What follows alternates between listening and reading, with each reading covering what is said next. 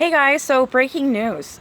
Apparently there's been remains found where they found the clothing this morning, where the parents were searching and all the law enforcement. So this is, I'm assuming it's Brian. His clothing was found in that reserve as well as now remains, partial remains, human remains.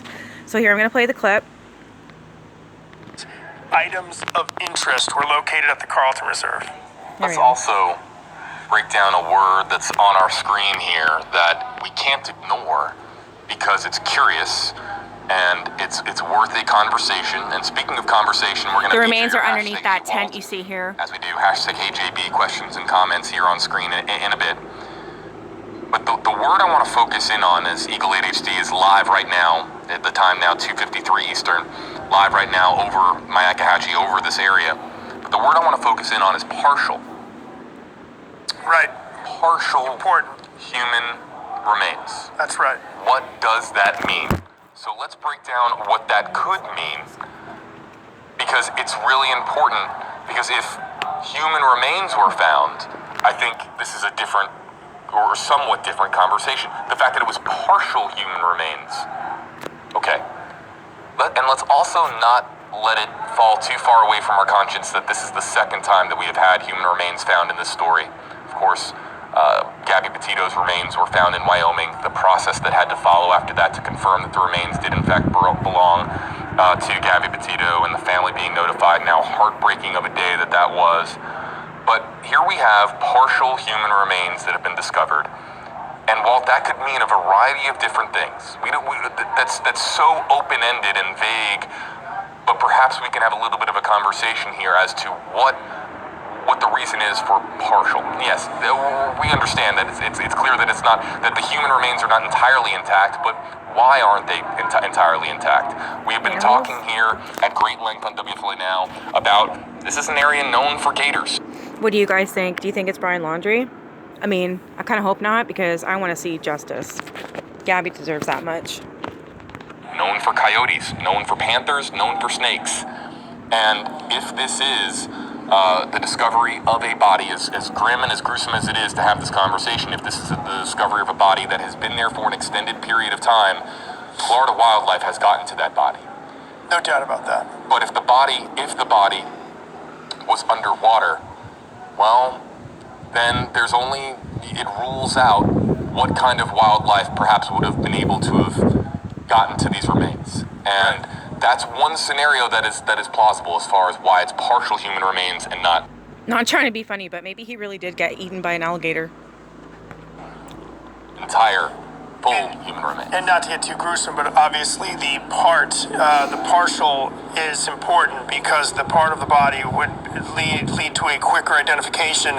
Although, although obvious, if there's a wallet out there, if there are clothes out there, if the backpack somehow holds a hint, we knew the manner of death was released right away with Gabby Petito. They found the body on a Sunday, and that news conference was held on a Sunday on, I believe, the 19th in Wyoming, and they knew right away the manner of death was a homicide. The cause of death was then released just last week. So in this case, if it's a similar timeline, they could know a manner of death, or at least know who this is relatively quickly, and perhaps they already do. I mean, the response. Do you know if a crocodile or alligator, one of them, did eat Brian Laundrie, do they digest the whole body? Do they pick up the bones?